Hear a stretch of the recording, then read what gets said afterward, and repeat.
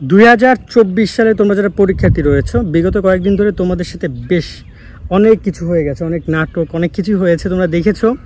ভাবলাম কিছু পরামর্শ তোমাদেরকে দিয়ে যায়, কারণ আমার মনে হয় এখন অনেক শিক্ষার্থী ব্যাপারগুলো নিয়ে অনেক কনফিউজ যে আসলেই তোমাদের সাথে কি হতে যাচ্ছে। প্রথমত এক কথা আমি প্রথমেই বলে রাখি, প্রথম 20 সেকেন্ডের মধ্যে, যে পরীক্ষা তোমাদের আগামী 30 জুনই হবে। কোনোভাবে পরীক্ষার তারিখ পরিবর্তন হচ্ছে না।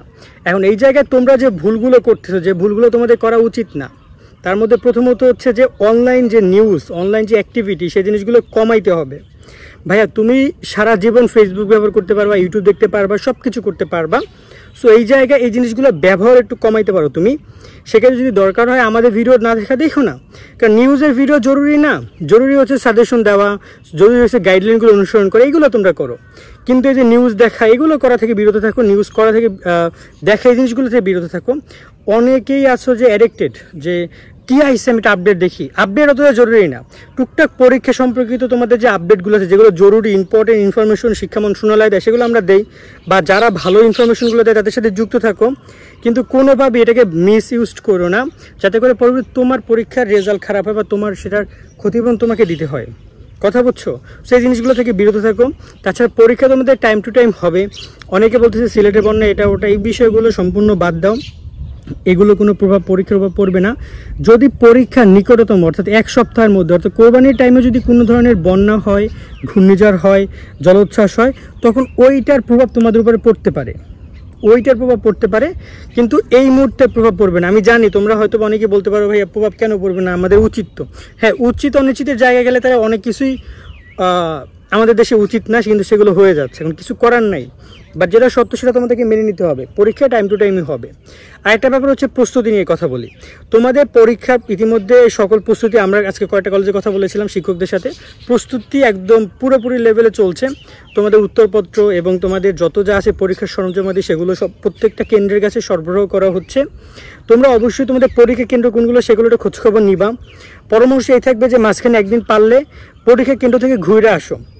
তোমার যেন এমন কিছু না হয় যে পরীক্ষা কেন্দ্র তুমি প্রথম দিন যে বাংলা পরীক্ষা দিতে যাবো না 30 তারিখ, ওই দিন যেন তোমার প্রথম ওই পরীক্ষা কেন্দ্রে যাওয়া না হয়। তার আগে একদিন যাবা, গিয়ে দেখে আসবা যে এইটা হচ্ছে আমার পরীক্ষা কেন্দ্র, এই স্কুল বা এই কলেজ, এখানে আমার পরীক্ষা হবে, এখানে এই কটা বিল্ডিং আছে, ঠিক আছে। একটা ইনফরমেশন টুকটাক নিয়ে আসবে, কেমন ভাড়া, কতক্ষণ ডিস্টেন্স, কেমন কি লাগে। কারণ অনেকেই হয়তো দেখা যায় কাছাকাছি থাকো পরীক্ষা কেন্দ্রের, তাদের ব্যাপারটা আলাদা, তারা ম্যানেজ করে নিতে পারে। কিন্তু অনেকেই কিন্তু দূরে থাকো, তাদের ব্যাপারটা আলাদা, তারা একটু চেষ্টা করবে সেই বিষয়গুলো মাথায় রেখে এই পরীক্ষার কেন্দ্রের ব্যাপারটা কমপ্লিট করতে। আরেকটা ব্যাপার গরম, গরম নিয়ে একটু কথা বলতে হয়, কারণ দেখতে পাচ্ছ আমি প্রচুর ঘামাচ্ছি, কারণ আমি বর্তমানে এখন গ্রামে আছি। তো গ্রামের পরিবেশ ভালো লাগে, কিন্তু এখন পর্যন্ত প্রায় 10 দিন ধরে আমি বলতে পারো যে কারেন্ট বিচ্ছিন্ন, আমাদের বাসায় বিদ্যুৎ নাই এই ঝড়ের কারণে।